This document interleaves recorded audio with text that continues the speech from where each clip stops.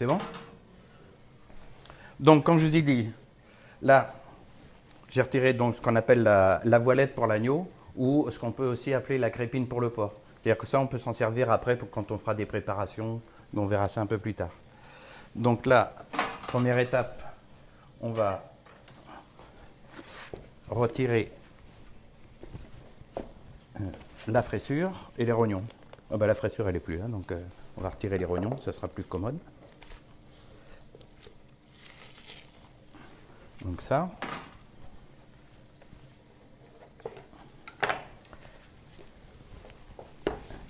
Donc la découpe donc, de la culotte d'agneau, hein, une culotte d'agneau, c'est les deux gigots qui sont rapprochés, qui sont attachés. Donc là, on prend la base, ce qu'on appelle le coxal, c'est-à-dire le bassin, et là, on prend la pointe et on coupe droit. Hop, on se met de l'autre côté, on reprend toujours la base des bassins.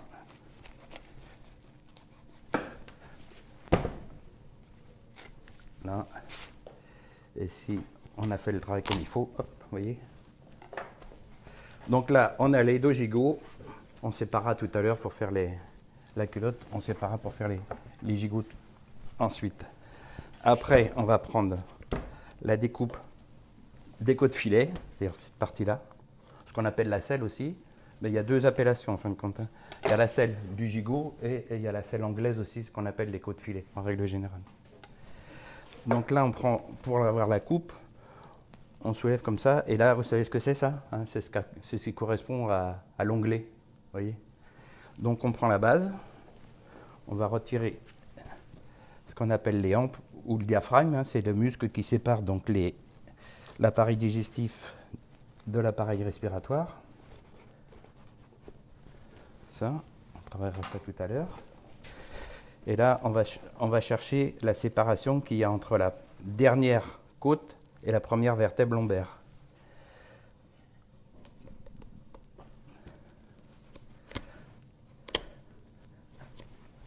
Donc là, on la trace. Ici, avec votre couteau, on vient chercher la première côte.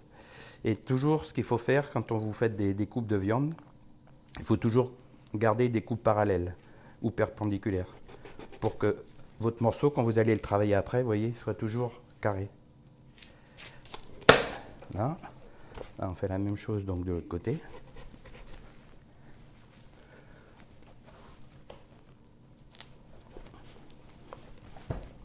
Là.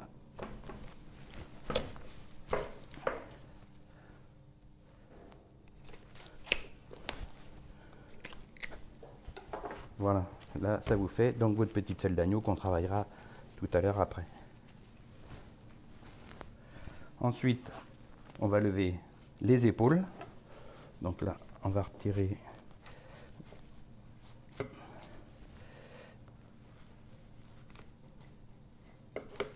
les parties un peu sanguinolentes. Alors donc là, il y a deux points de repère pour séparer l'épaule d'agneau. C'est-à-dire qu'on prend l'aplomb du coude. Ici, on vient tracer là, droit. Et après, on prend la base de l'omoplate, ici.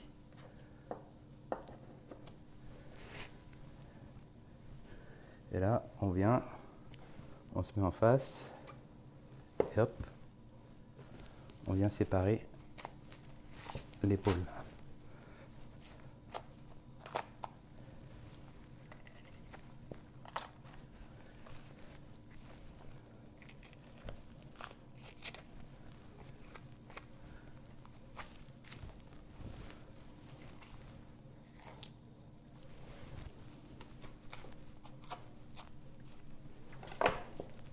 Voilà, une épaule. On va faire la même chose de l'autre côté.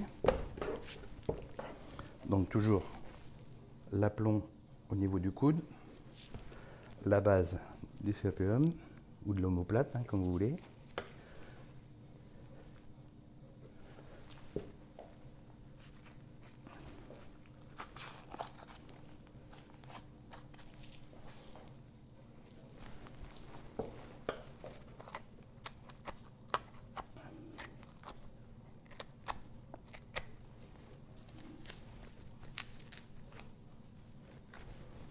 Et voilà, la deuxième épaule. Donc on fera des préparations tout à l'heure là-dessus.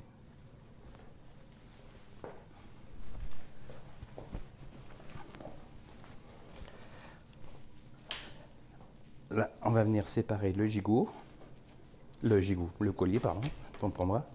Donc pour avoir l'aplomb, c'est pareil, hein, on suit la première côte et normalement on doit tomber dans l'articulation directe. Et là, comme je disais tout à l'heure, on vient couper parallèle aux côtes premières pour avoir un gigot qui soit en coupe idéal pour faire des coupes de côte ou de carré comme on a fait tout à l'heure. Voilà. Vous voyez ce que je vous disais, hein, le collier d'agneau, ça ne représente pas grand-chose dans un Yongle.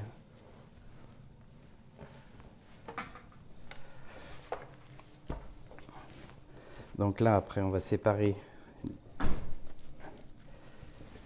on va fendre le carré d'agneau.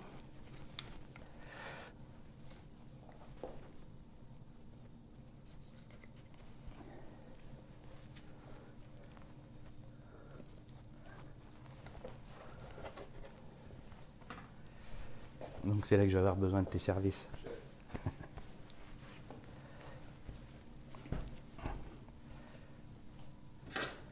Alors j'ai essayé de ne pas te couper les doigts. Ça te gêne pas si tu n'en as plus après? Je préfère les garder. Vous savez ce que c'est? Comment ça s'appelle ça? Ouais, une feuille, voilà.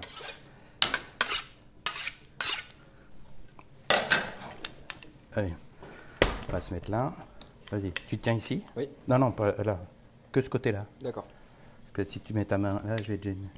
Voilà. Donc soit vous avez un fusil, vous mettez dans le canal rachidien pour le tenir, ou si vous n'en avez pas, non, pardon, je suis droitier, moi, donc il faut que tu te mettes à... Oui.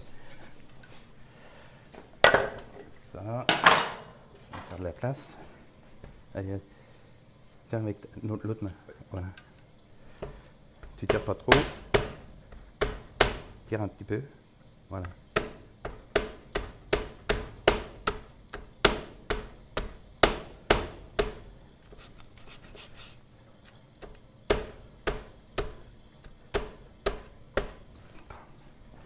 Ça, il ne veut pas se laisser faire celui-là. C'est le démarrage qui est toujours un peu compliqué. Vas-y, tire un peu.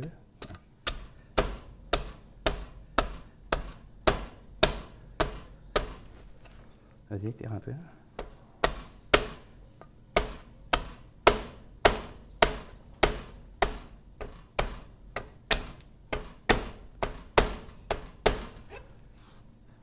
Tire un peu vers moi, voilà, comme ça.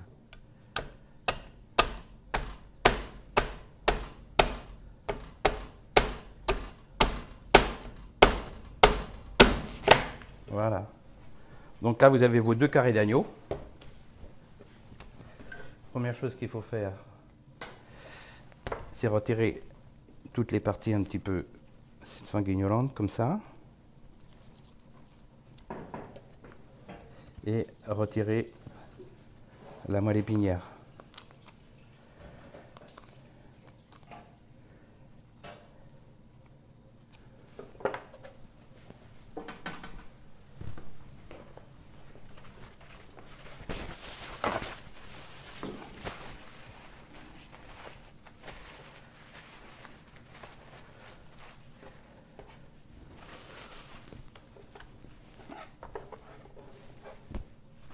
La même chose de ce côté-là.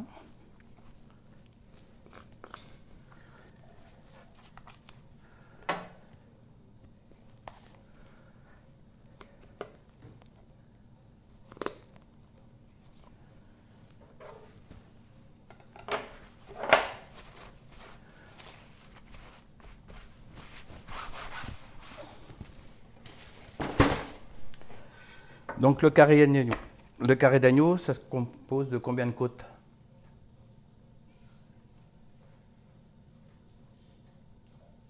Tout ça? 13 côtes. Hein? Donc vous avez ce qu'on appelle les côtes d'agneau découvertes, c'est-à-dire celles-ci. On les appelle côtes d'agneau découvertes, pourquoi? Parce qu'on a retiré l'épaule, donc on découvre la viande. Donc c'est pour ça découverte. Donc les 5 premières. 1, 2, 3, 4, 5 ici. Donc on fait une trace. Après, vous avez 2 ou 3, selon comment l'animal est, on considère les côtes. Vous avez donc les 2 ou 3 découvertes. Et après, vous avez ce qu'on appelle les côtes premières.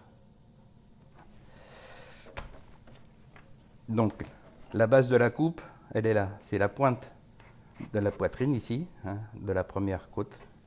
Et la dernière de la découverte. Donc, on prend la base de la dernière côte, ce qui correspond normalement à 1 fois et demi la noix, pour garder un équilibre au niveau du manche. Donc si vous prenez votre noix, vous voyez, ça fait ça, on reprend 1 fois, et la demi-fois, ça arrive normalement ici. Donc là, on va couper droit, jusqu'à la 5e côte. Là, on va, ce qu'on appelle, commencer à tracer les manches, dans ce sens.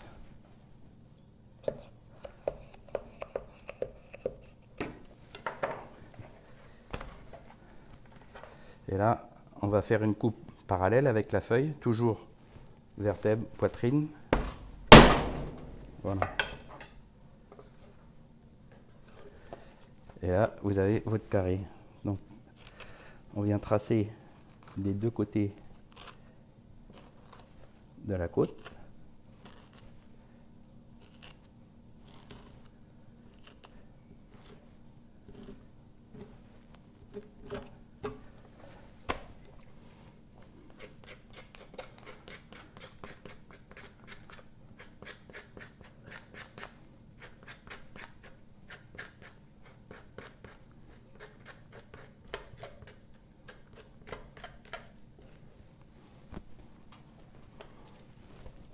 La même chose de ce côté-là.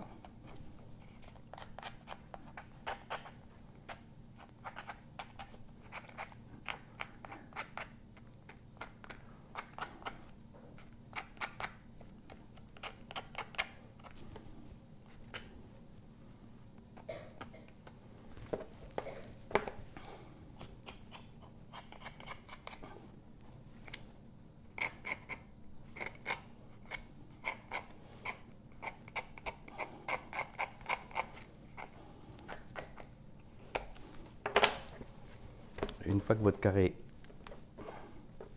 est fait, prenez votre feuille.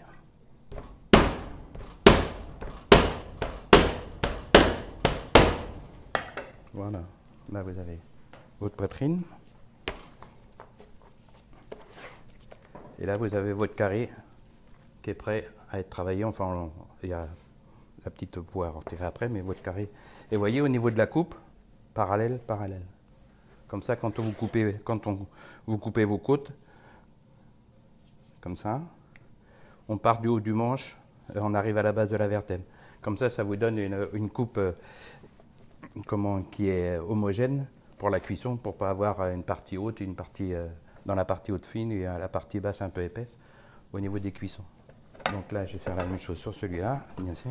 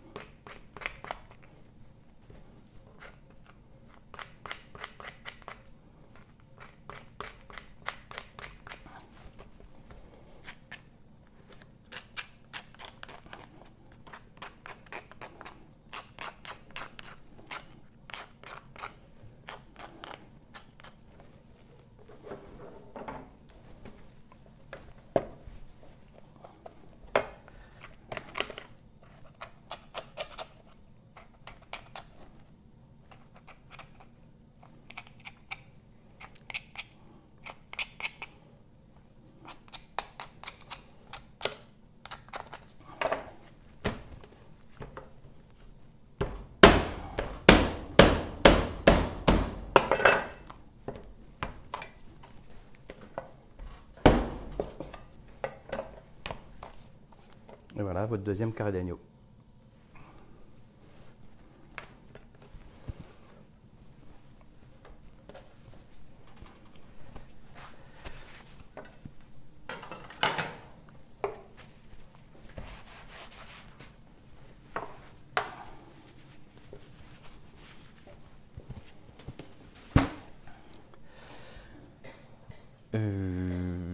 Donc là, on va rentrer. Donc là, c'est ce qu'on appelle, en termes techniques,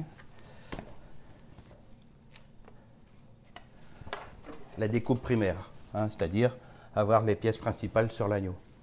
Culotte d'agneau où il y a les 2 gigots, la selle, les 2 épaules, le collier, les 2 poitrines et les 2 carrés. Donc là, on va faire 2 ou 3 petites préparations qui pourront vous servir après, vous, comment dans votre application, quand vous ferez vous serez en cuisine et éventuellement, si vous voulez participer au concours. Donc là, sur le carré d'agneau, on va retirer donc cette petite aponévrose là. Alors c'est pareil, quand on retire cette partie-là, il faut toujours partir côté côte découverte. Hein, parce que là, pour retirer ça, c'est plus facile.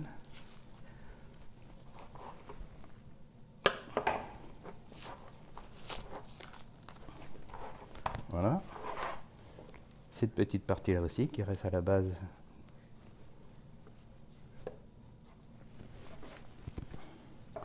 Et surtout pas oublier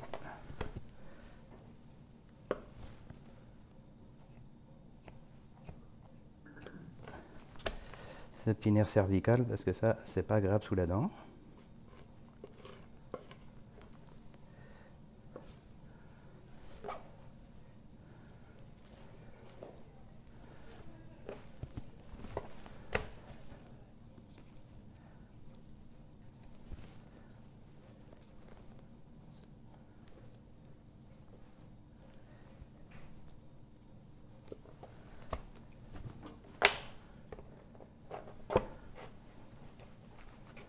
Voilà. Faire la même chose sur celui-ci.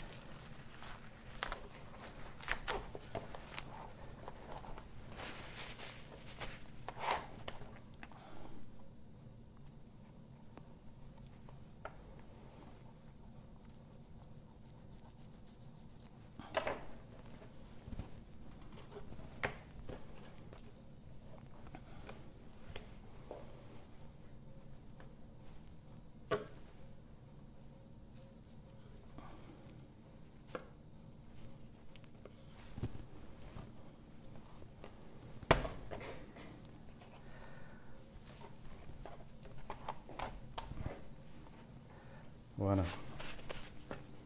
Donc les carrés d'agneau, soit vous le faites cuire en entier comme ça, hein, ou alors là ce que je vais vous faire voir c'est comment on fait les couronnes d'agneau. Vous avez déjà fait des couronnes d'agneau?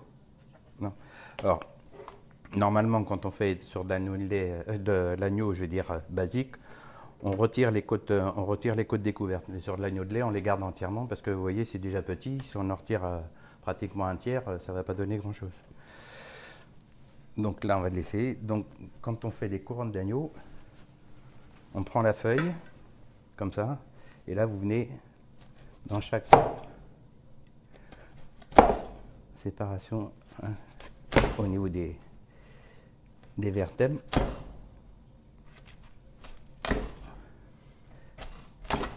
Vous venez tracer. Vous faites attention à vos doigts, quand même, que ça peut servir.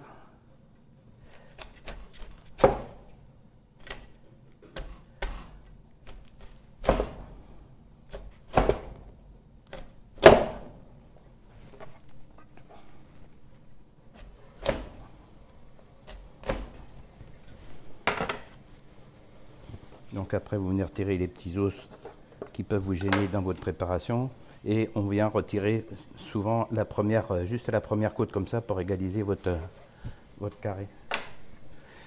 Et là, vous partez en remettant en place et vous repartez de la côte découverte vers la côte filet, vers la côte première. Vous voyez, ce qui vous donne votre petite couronne. Donc l'idéal, c'est de la ficeler. Donc une aiguille à brider.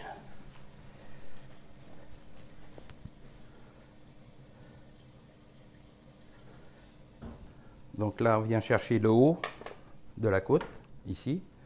Donc première, dernière, hop.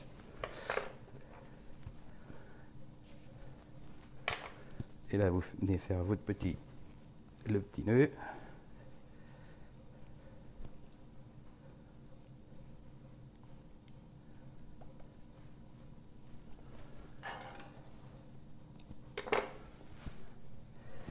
Et pour le tenir à la base, vous prenez toujours pareil.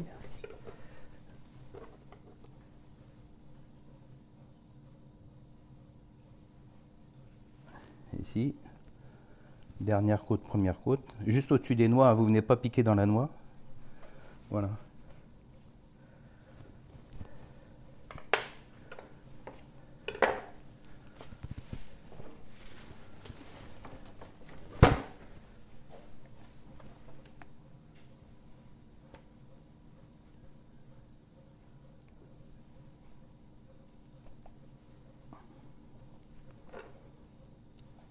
Hop là.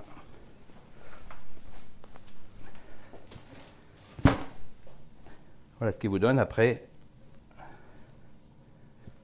votre petite couronne. Ça vous va? Donc après ça, vous le faites. Vous avez déjà cuit des couronnes d'agneau? Donc on commence la cuisson toujours à plat comme ça, parce que c'est la partie la plus importante qui est en bas. Et après, on peut la finaliser comme ça. Après, si vous voulez mettre un jus, tout comme ça, vous pouvez la farcir aussi, comme vous voulez. Ou c'est quand vous le laissez en, comment dirais-je, quand vous le laissez en carré comme ça. Donc toujours, bien sûr, détalonner entre chaque vertèbre. Et vous pouvez le faire cuire à plat, soit vous faites une croûte dessus, ou selon ce que vous aimez, ce que vous voulez faire. Voilà les deux possibilités donc du carré, en couronne ou entier. Après, je vais vous faire voir deux préparations sur les épaules. Donc celle-là, on va la faire, ce qu'on appelle des épaules façon gigot. Alors l'épaule façon gigot, c'est la préparation la plus facile à faire, c'est-à-dire qu'on va retirer uniquement la partie de la palette. On va laisser ces deux os-là et on les présentera à plat comme ça. Donc la base.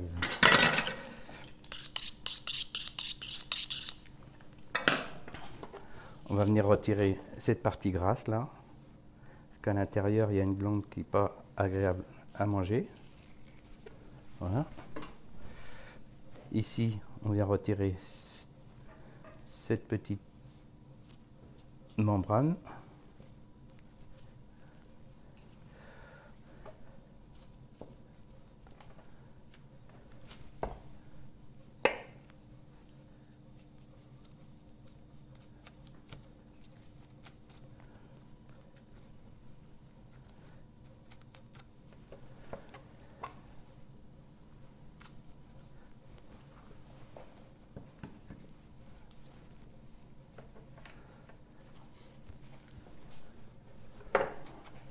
Alors cette partie-là, on peut l'enlever comme on peut la laisser, hein. C'est pas très, très grave.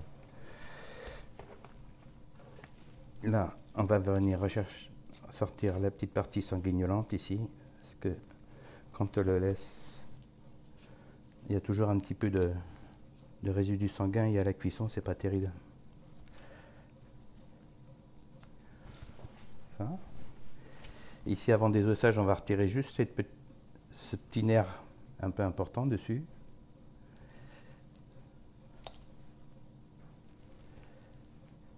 Bon, moi je préfère le faire avant le désossage parce que le morceau se tient mieux.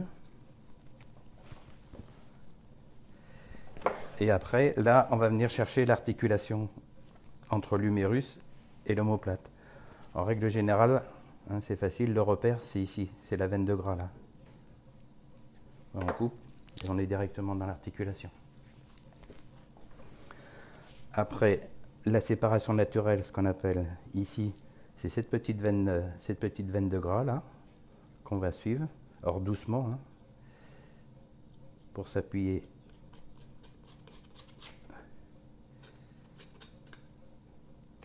sur l'omoplate jusqu'au bout.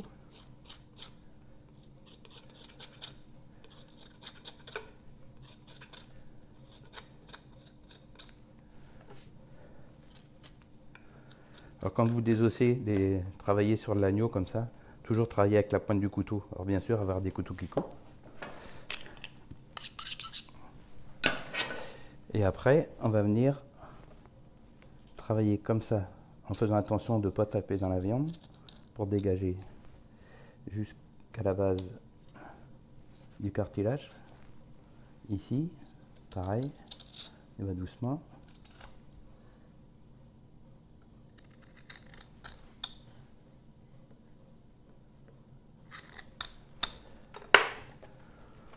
Là, on va venir couper le petit tendon qui tient l'omoplate. Là, on va tracer la base. Et là, avec le couteau, on appuie sur l'omoplate comme ça et on vient passer dessous.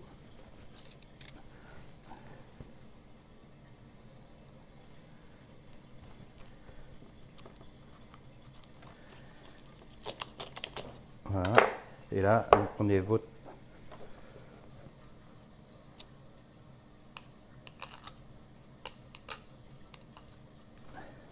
morceau, prenez avec vos doigts sur la articulation et ça vient tout seul. Voilà, là vous avez une épaule, ce qu'on appelle préparation façon gigot. Donc on retire le cartilage, hein, parce que ça ne se mange pas, bien sûr.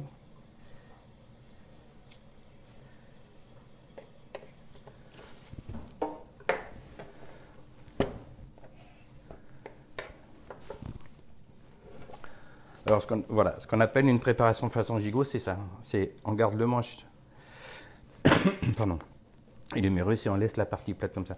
Donc ça, vous pouvez le faire rôtir comme ça, ou éventuellement après le faire en cocotte pour faire de l'effiloché. Voilà, ça dépend des préparations que vous voulez faire après au niveau de votre présentation. Donc là, on va faire cette épaule-là, entièrement désossée, et je vais vous faire voir comment on fait un melon d'agneau. Vous savez ce que c'est le melon d'agneau? En fin de compte, c'est l'épaule. On la travaille entièrement et on la façonne de façon à faire une boule comme ça. Et le ficelage qu'on va faire dessus représente les stries que l'on trouve sur un melon. Vous voyez, les petits. Ok? Allez. Donc toujours pareil, hein. On retire les parties grasses, cette petite aponero.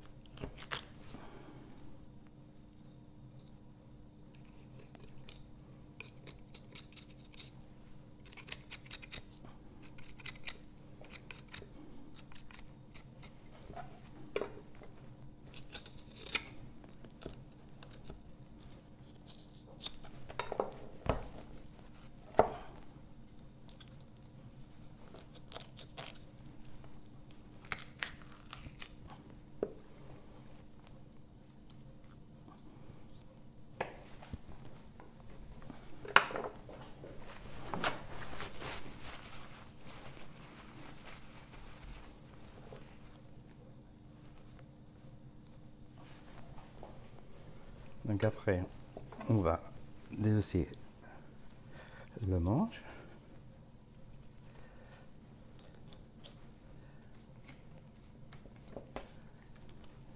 Ici, on va venir chercher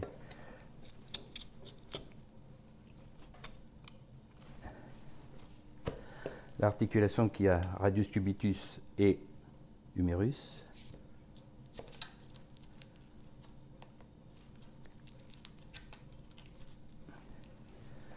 Et là.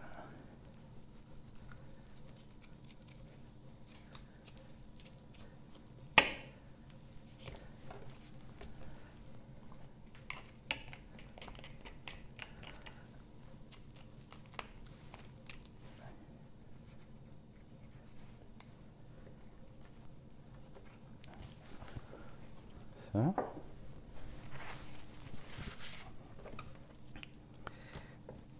Et après, on va venir retirer donc l'humérus. Alors, quand on fait des épaules en melon, alors il y a deux possibilités.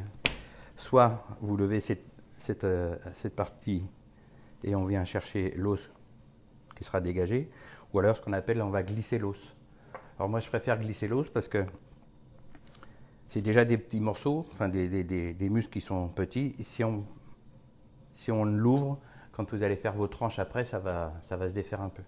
Le fait de garder cette partie-là entière et en glissant l'os, vous avez un muscle qui va être plus compact à la coupe après. Donc là, on vient dégager les deux extrémités.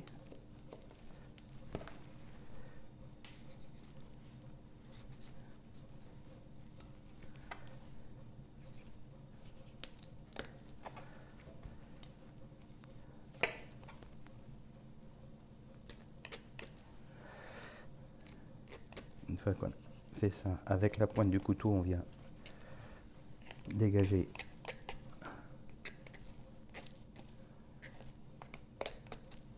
l'os sur toute sa longueur.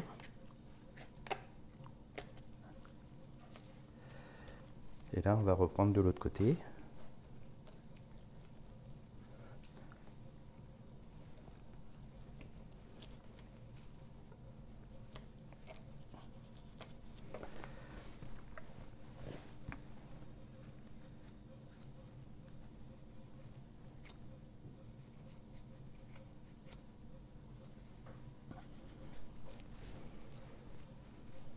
Et là, c'est pareil. On reprend la pointe du couteau.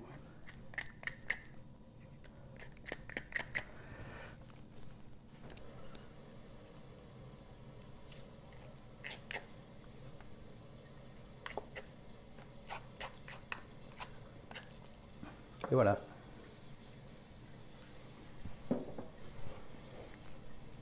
Donc là, vous reprenez votre épaule, vous la remettez en forme.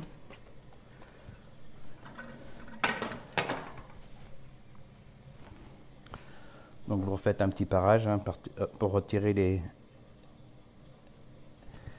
les nerfs les plus importants. Toujours la petite veine là qui est ennuyeuse.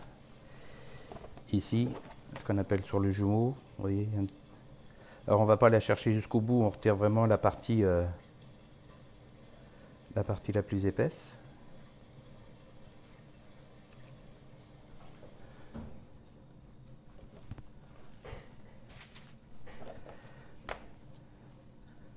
Ici aussi, en fin de compte, c'est tous les nerfs qui sont attenants au squelette qu'il faut retourner.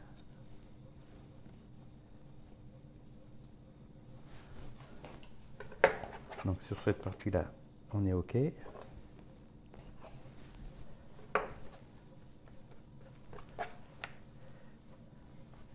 Là, ici, l'excédent de gras.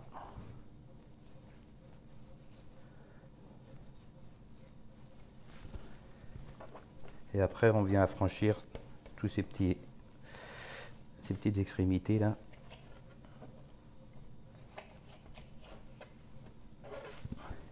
Voilà, là votre épaule, elle est prête à être façonnée.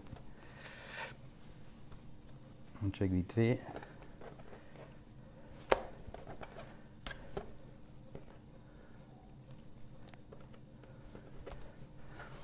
Donc la partie le jarret, on va venir, soit on le coupe. De toute façon, sur une épaule, vous ne ferez jamais de belles tranches. Hein. Même si vous la roulez, hein, il y a deux possibilités. Soit vous la roulez à plat, comme ça. Enfin, je vais vous faire voir exactement comment il faut faire. Donc, quand vous prenez votre épaule et vous la roulez, vous mettez ce qu'on appelle le jumeau perpendiculaire à votre plan de travail pour équilibrer le produit. Parce qu'autrement, vous pouvez la rouler comme ça, hein, c'est simple, toc. Alors, celui qui prend cette tranche-là, il n'a que les fausses coupes. Donc, le fait de rouler votre gigot, votre épaule comme ça, le jarret, vous venez le mettre sur la partie où on a retiré l'humérus pour équilibrer, et le jumeau, vous venez le rouler comme ça. Voilà. Comme ça, au moins, quand vous faites votre première tranche, vous avez du maigre. Vous n'avez pas que les parties plates. Alors, pour faire le melon, bah, c'est bien simple. Au lieu de le faire en long, on va le faire en boule. Donc, on part toujours pareil. On garde notre base qui est le jumeau. On vient mettre le jarret sur la partie creuse comme ça. Et là, on va venir rouler votre viande comme ça. Et après, vous la façonnez hein, comme vous êtes en boulangerie pour faire vos boules de pain. Voilà. Là, vous avez votre melon. Donc après, on met une petite barre. Bon, là, j'en ai pas, mais bon, c'est pas grave. On va le faire quand même. Et après, donc vous prenez votre ficelle. Alors là, c'est toujours pareil, mettre tout le temps. Donc vous faites ce qu'on appelle le bridage, c'est-à-dire vous venez là faire le tour comme ça. Alors un bridage, ça ne se serre pas, hein, c'est juste une ficelle de maintien. Là, vous venez passer dessous. Là, vous pouvez faire un petit nœud, essayer de le centrer. Et après, votre ficelage, il vient là.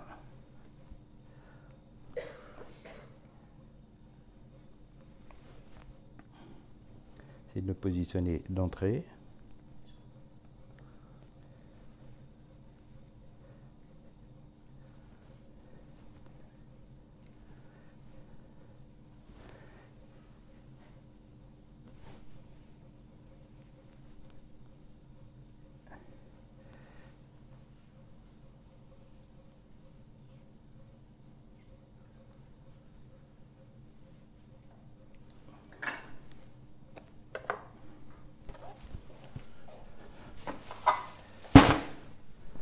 Et là, ça vous donne votre petit melon. Donc après, vous remettez vos petites ficelles de bridage comme ça. Ah bah, j'ai pas voulu trop serrer, il est tellement peu serré que ça s'est défait. Alors on va le refaire, hein, ça sera mieux quand même.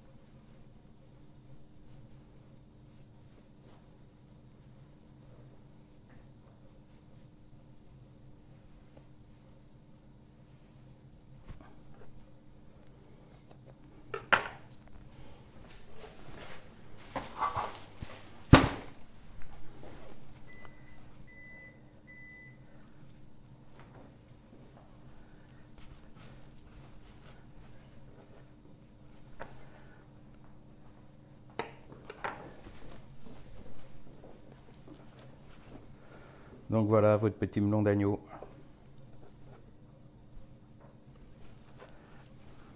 Alors c'est sûr qu'avec une barre, on pouvait mettre des légumes aussi, hein, c'est pas obligatoirement du gras. Donc ça, c'est vos deux présentations au niveau de l'agneau. On va travailler la selle. Donc la selle, c'est l'anglaise. Donc on va la désosser entièrement.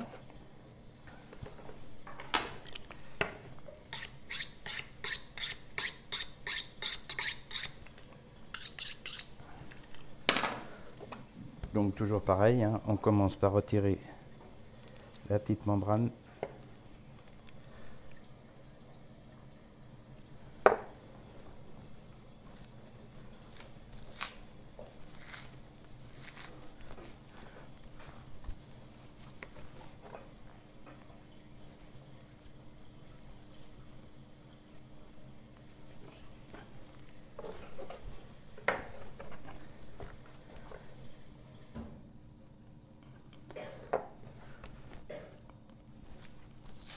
Alors une chose, il faut faire attention quand vous préparez une selle comme ça, la partie la plus délicate c'est ici. Donc il ne faut pas tirer trop fort. À la rigueur, si ça ne se défait pas, vous prenez votre pointe de couteau, vous venez l'aider comme ça.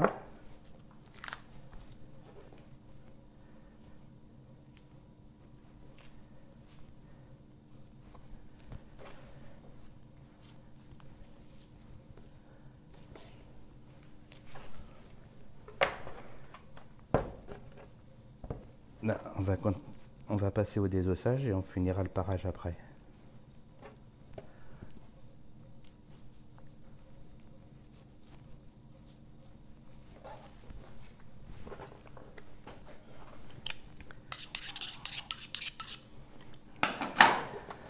Donc là, on va retirer ce qu'on appelle le filet. Donc on vient suivre avec la pointe du couteau toutes les vertèbres lombaires comme ça, jusqu'aux petites apophyses.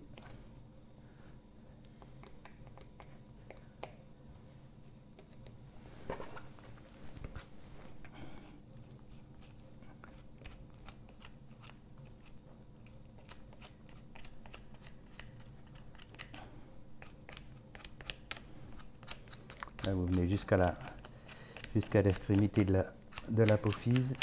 Ce qu'on appelle les apophyses, c'est la structure transversale de la vertèbre. Vous voyez jusqu'à...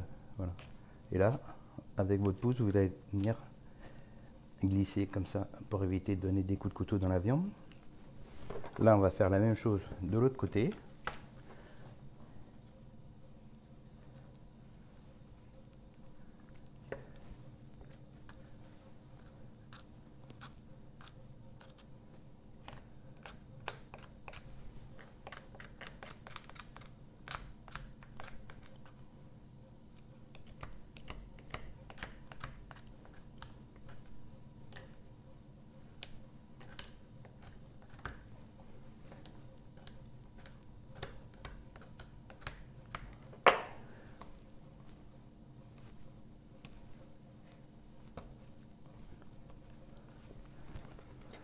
Voilà, et après, le couteau, on va venir retirer ce qu'on appelle l'épine dorsale. Toujours pareil, hein, en faisant attention, travailler avec la pointe du couteau pour ne pas abîmer le morceau. Idem de ce côté-là.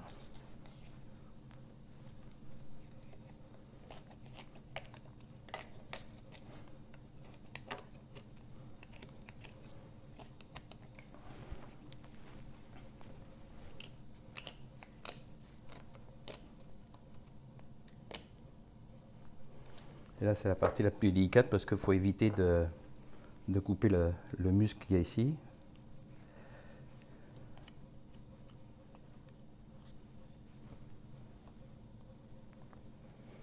Donc on met le couteau toujours côté os.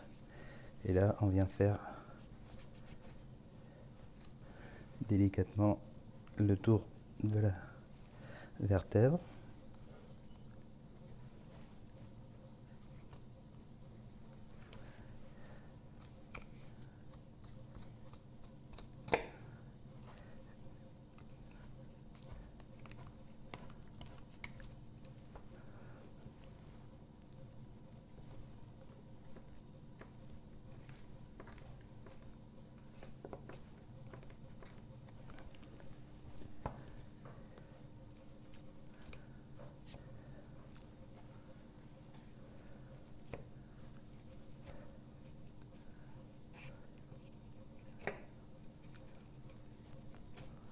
Voilà, in fine, ça doit vous donner ça. Donc là, on va passer donc au para. Donc la première chose qu'il faut faire attention, c'est regarder si vous n'avez pas des petits cartilages ou des petits os. Hein. C'est comme quand vous faites des filets de poisson, évitez qu'il y ait des arêtes. Ben là, c'est la même chose. Donc on retire ça. Ici, toute cette petite partie là, on va retirer. On va...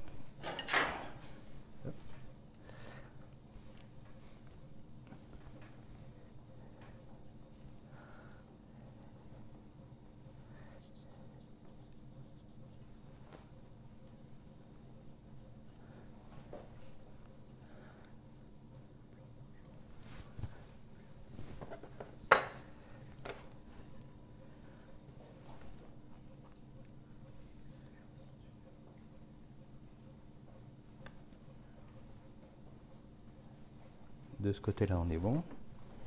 La même chose de l'autre côté.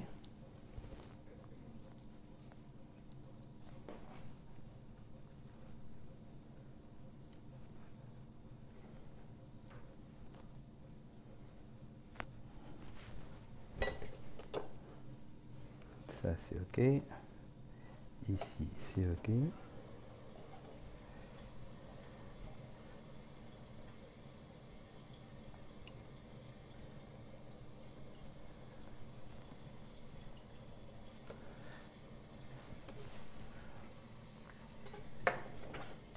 Une fois que c'est fait, maintenant que les noix sont pareilles, on va préparer les petits flanchers. Donc,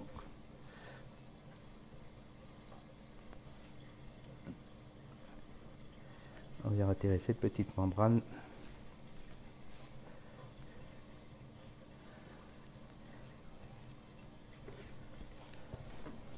Ici, l'excédent de gras, pas à 100%, mais juste l'excédent.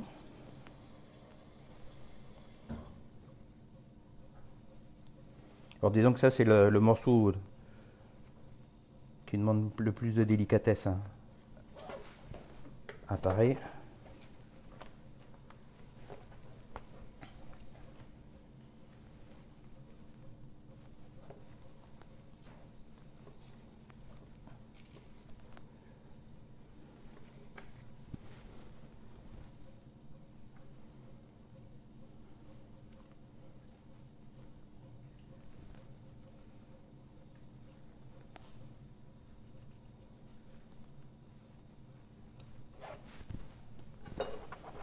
Donc la partie intérieure est faite, on va faire la partie extérieure, c'est-à-dire cette partie-là.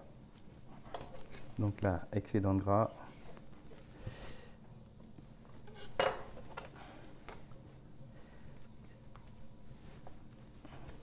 Et après, avec votre couteau affilé, alors vous coupez pas entièrement, vous voyez, il faut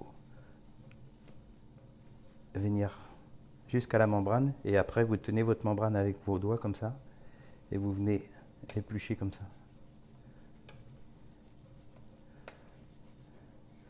Jusqu'à la partie mère.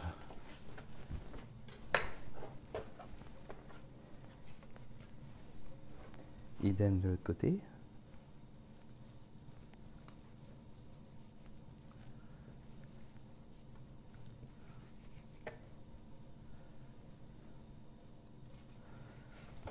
Voilà. Et là, on va pouvoir rouler les petits filets. Donc, ici, avec votre main, vous venez aplatir l'excédent de gras qui est resté. Donc, cette partie-là, la partie flanchée, vous venez la mettre à la base de votre noisette. Là, il y a un petit cartilage à retirer. Et là, encore un qui se ramène là.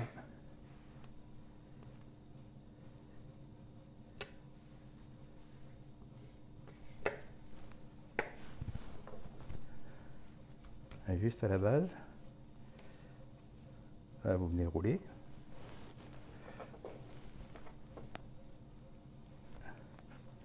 Ici, pareil. Et voilà.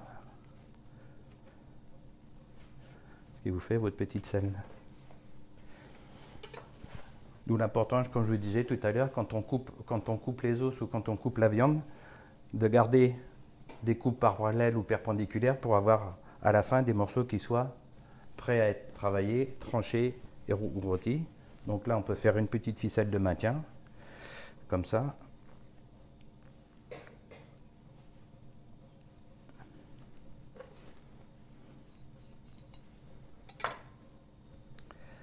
Alors une chose aussi que je veux dire, quand on fait un ficelage sur un rôti, alors que ce soit une selle ou autre chose, il faut garder entre chaque lien, il faut garder à peu près l'épaisseur d'un doigt. Je vais vous expliquer pourquoi après.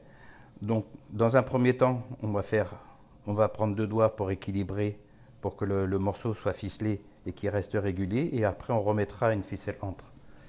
Donc pour avoir vos repères, vous en mettez une, vous voyez, avec votre couteau, vous faites une petite trace, 2, tchac, comme ça, ça vous donne des repères. Quand on ficelle, toujours pareil, hein, on prend l'équivalent d'une dizaine de centimètres de ficelle, on tient, et toujours avoir la ficelle tendue. Si vous avez une ficelle de travers, vous allez voir de dessous, la ficelle va pas être parallèle, et quand vous allez faire vos tranches, vous allez débrider votre morceau.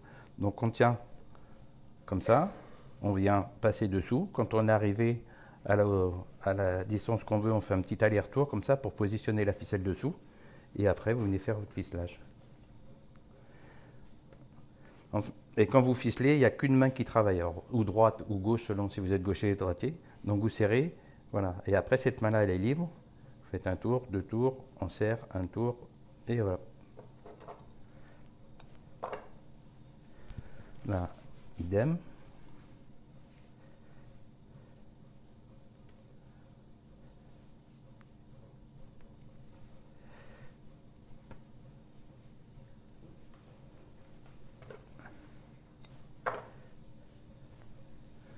Et là, on vient remettre une entre.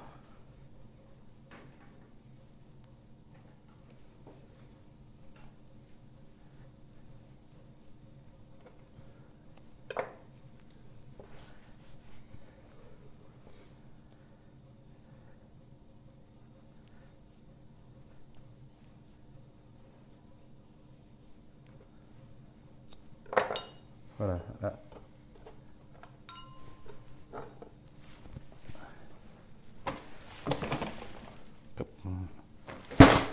Et là, votre selle, elle est prête à rôtir. Et quand je dis de laisser l'équivalent, vous voyez, un doigt, un doigt, un doigt, un doigt, c'est que quand vous allez couper vos tranches après, vous aurez toujours un lien qui viendra tenir votre tranche. Alors soit vous le faites rôtir entier comme ça, ou après vous pouvez, moi je l'ai laissé entière, mais vous pouvez la séparer et faire des petites noisettes. Vous voulez que je vous en coupe une tranche pour voir ce que ça vous donne à l'intérieur?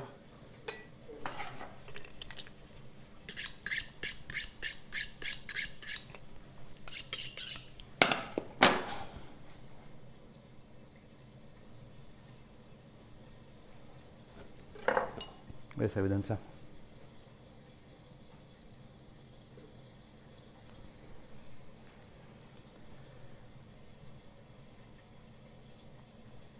Après, vous pourrez venir faire des photos en bas, hein, si vous voulez. Hein. Ça sera plus facile. Bon, sur les poitrines et sur le collier, bon, je ne vois pas trop l'intérêt de le travailler aujourd'hui, parce que c'est surtout ces pièces-là que je pense que vous travaillerez. Donc ça. Allez, on s'attaque au gigot. Donc, entier, culotte d'agneau, séparé, gigot.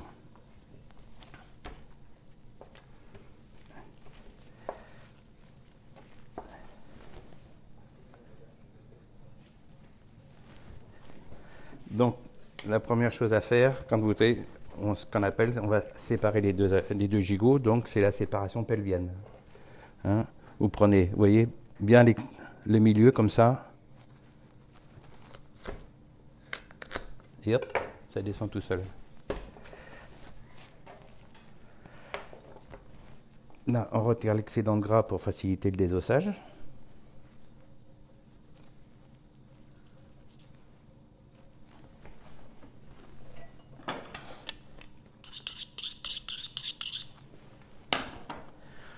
Là, on va venir donc séparer les coxygènes, c'est les côtes. Hein. Donc là, on dégage sur le côté, comme ça. Ici, pareil. Et là, on va venir passer sous l'articulation des vertèbres. Ici. Hop. Et là, vous venez séparer le premier gigot.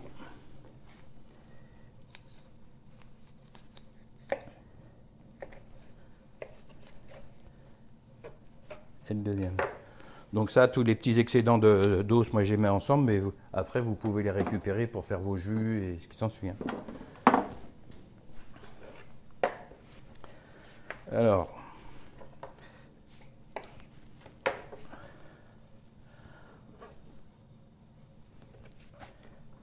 au niveau du gigot, donc là vous avez ce qu'on appelle la selle, la partie, et là ce qu'on appelle la souris.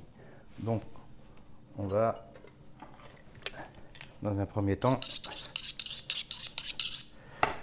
faire préparer la souris. Donc là on vient retirer, alors là on vient bien chercher ici, on vient bien rechercher la partie maigre là, parce que ici c'est toujours, ça soigne toujours un petit peu, donc c'est toujours un peu désagréable. Donc on vient, hop, couper ça. On vient gratter sur l'os, comme ça, pour bien dégager votre souris. On vient retirer cette petite membrane qu'il y a ici.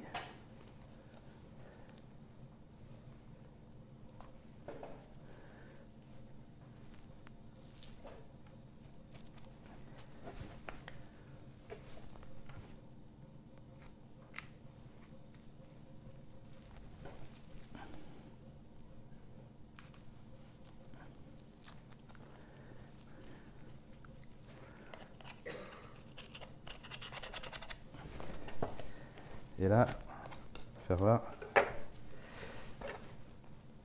Alors, soit on prend une scie et on vient couper l'os comme ça, ou alors, ce qui est sympa aussi à faire, c'est ce qu'on appelle faire un manche en couronne. Donc on vient dégager jusqu'à l'articulation, ici.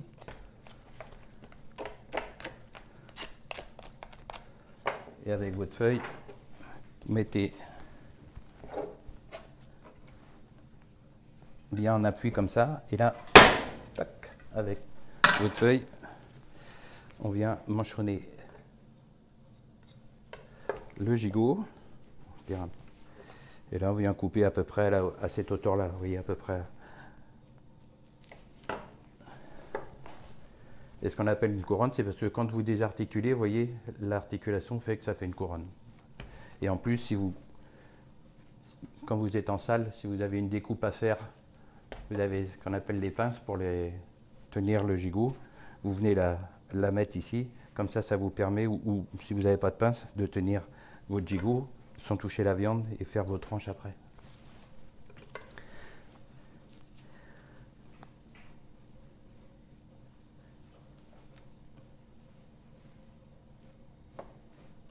Donc là, on va venir préparer le gigot.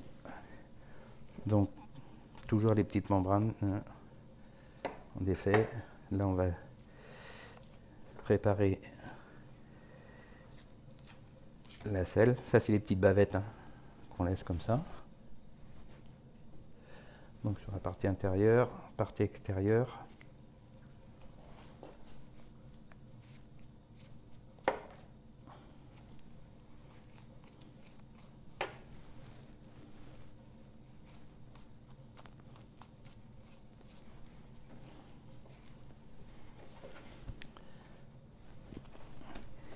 Ici, on retire l'excédent de gras, parce qu'il y a une petite glande, vous voyez, qu'on voit ici. Ça, c'est désagréable, donc il faut le retirer. Alors, on ne va pas jusqu'au bout. On vient juste sur cette partie-là. Et là, vous voyez, à cette hauteur-là, on vient faire juste un petit arrondi pour retirer la membrane qui se trouve sur la selle.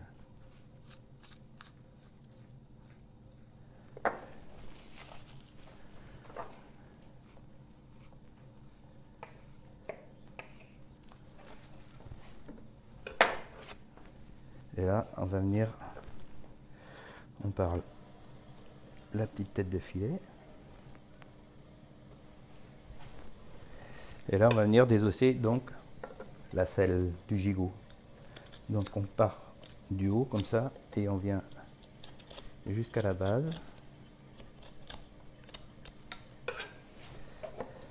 Et là, on va venir déjointer ici, donc ce qu'on appelle la hanche, hein, c'est le coxal, exactement en termes techniques. Et là, vous voyez, il y a l'articulation qui se trouve ici. Et là, vous avez votre fémur et le radius tibia péroné, pardon.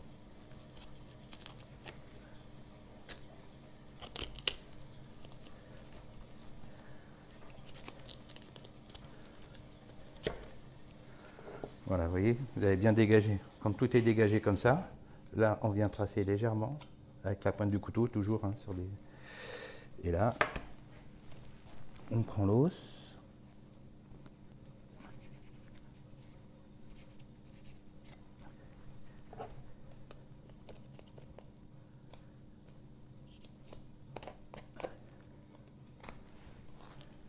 Et voilà.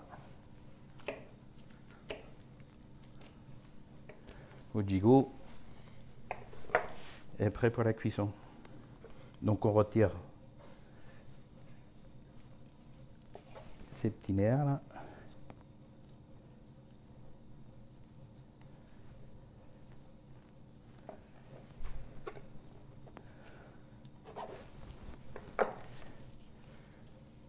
Ici c'est pareil à la base. Et on voit il y a une partie un peu graisseuse interne qu'il faut retirer, parce que c'est pas agréable non plus.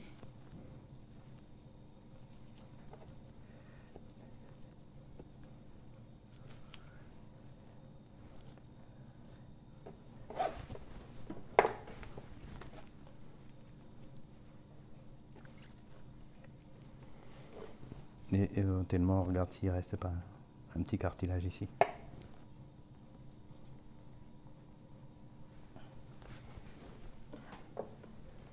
Voilà, là vous avez un gigot qui est prêt à être rôti. Alors ce qu'on appelle le gigot raccourci, si vous avez entendu parler, c'est un gigot et là on vient retirer la selle et on coupe à cette hauteur-là à peu près. Hein, ce qui vous fait votre gigot raccourci, votre selle. Et sur des gigots comme ça, il vaut mieux les laisser entiers. Alors ce que vous pouvez faire, si vous voulez, au niveau de votre prépa quand vous passez au four, c'est mettre juste une petite ficelle de maintien ici. Voilà.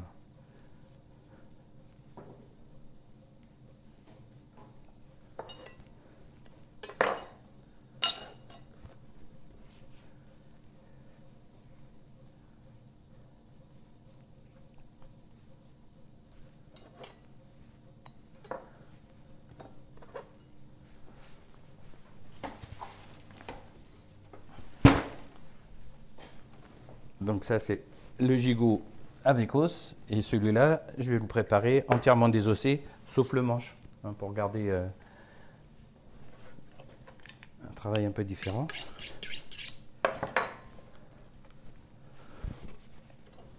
Donc là pareil.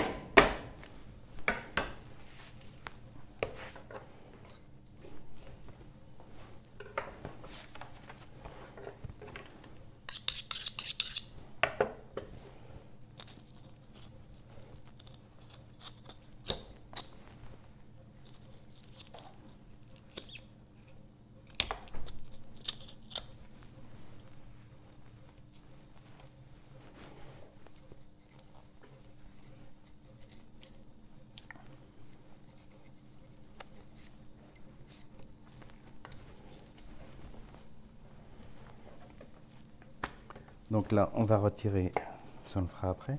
Donc là, on va retirer le fémur. Et je vais faire comme avec l'épaule tout à l'heure, je vais glisser l'os. Hein. Comme ça, c'est pareil, quand on fait les tranches, c'est plus, la coupe elle est plus homogène. Donc pour trouver l'articulation entre le fémur et le tibia péroné, vous prenez votre gigot comme ça. Et là, vous voyez, ça fait ressortir l'articulation ici. Prenez votre couteau et vous tombez directement dedans.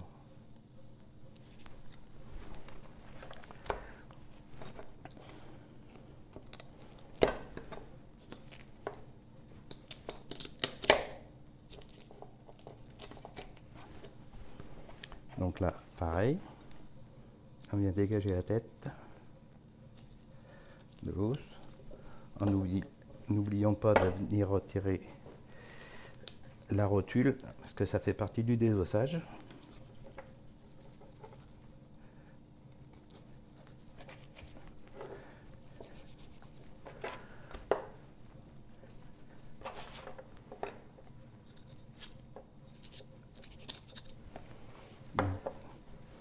Pareil, on va chercher.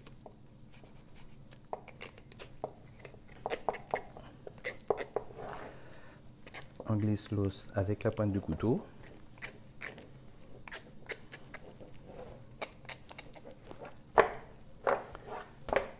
Après, on fait la même chose avec la base. On se sert de son pouce comme ça, vous voyez, pour tenir la viande et pousser l'os pour bien dégager la tête de l'os.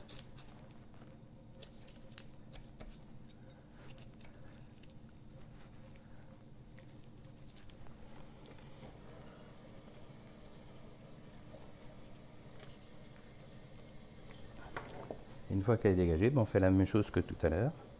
La pointe du couteau.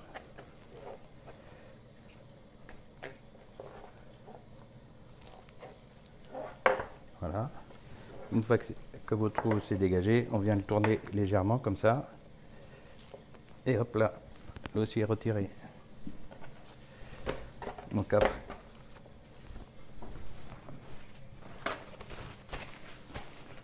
Donc là, on va passer au parage et au ficelage.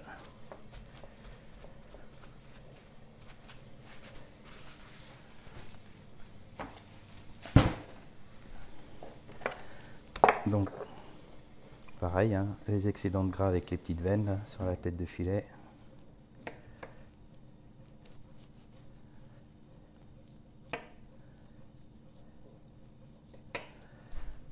La séparation pelvienne.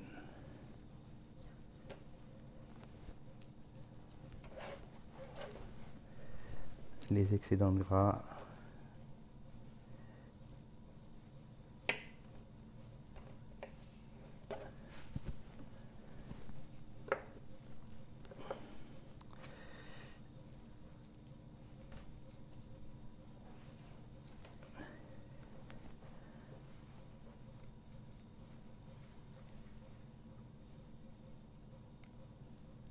La petite membrane sur les bavettes.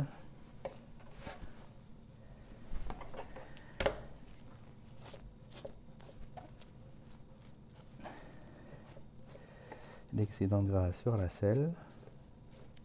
Alors comme je vous ai dit tout à l'heure, on ne va pas jusqu'au bout.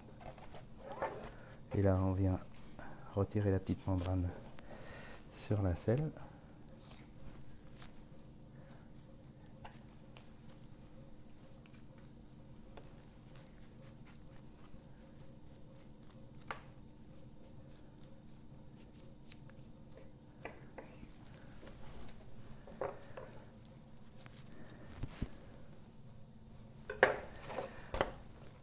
On va regarder s'il n'y a pas de petit cartilage qui reste à l'intérieur. Ici, il y en a toujours un, donc le retirer. Voilà.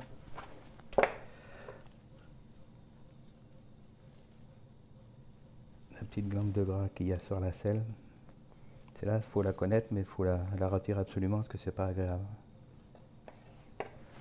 Voilà. Et là, votre gigot,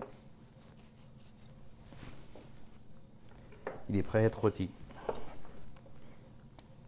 Donc les bavettes, on vient les rouler comme ça et on vient la mettre dans la partie creuse comme ça.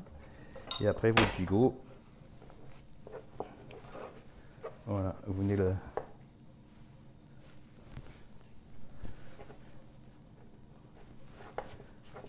vous venez le façonner de façon à retrouver votre forme initiale.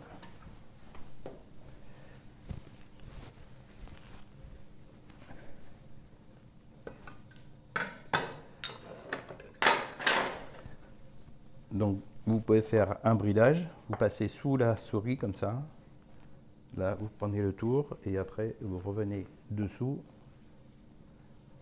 ce qu'on appelle, vous faites un bridage en croix. On finalise le ficelage à la base du gigot.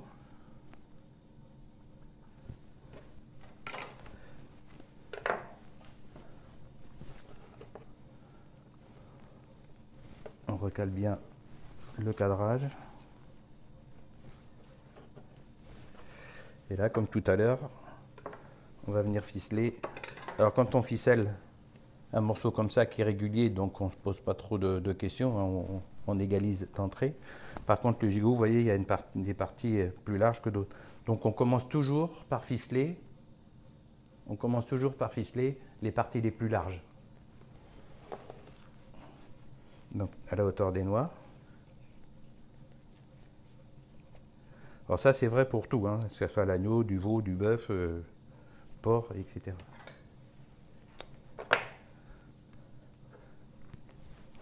Donc là on prend toujours les mêmes repères. Hein.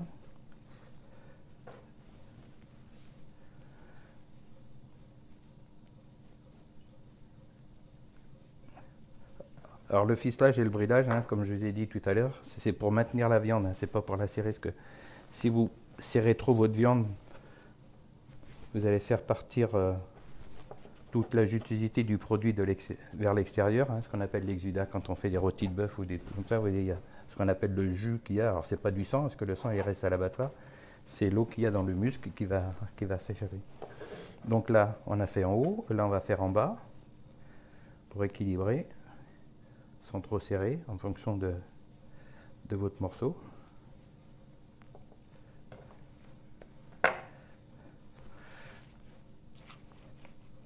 Une ici, comme vous dites, toujours sur les parties les plus larges.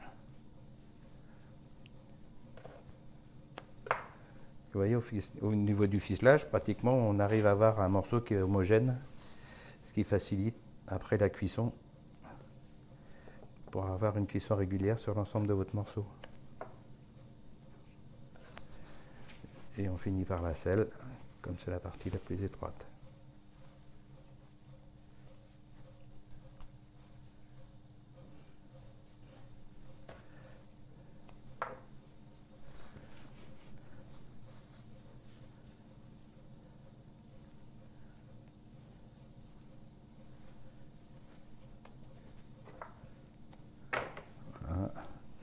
Là, juste une là, juste pour maintenir la base du manche, pour que ça soit plus homogène.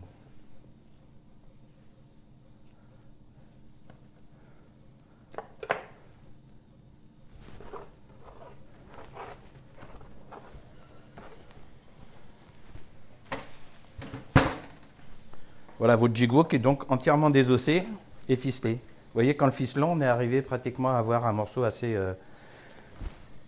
assez régulier au niveau de la du travail. Comme ça, quand vous le faites rôti, ben, vous avez juste à couper vos tranches et puis là, ça vous fait votre souris. Donc, gigot avec os, gigot désossé. Et pour le façon gigot, melon, couronne d'agneau, carré d'agneau, selle anglaise, collier et poitrine, ça, que vous pouvez garder, soit pour faire vos navarins ou du jus, ou comme je vous disais, hein, entièrement les désossés. Là, vous avez du gras, du maigre. Vous ramenez, après, vous pouvez ramener un petit peu de farce de porc pour que ça soit plus moelleux. Et puis, vous faites des petits chromeski, enfin, vous avez d'autres préparations. Voilà.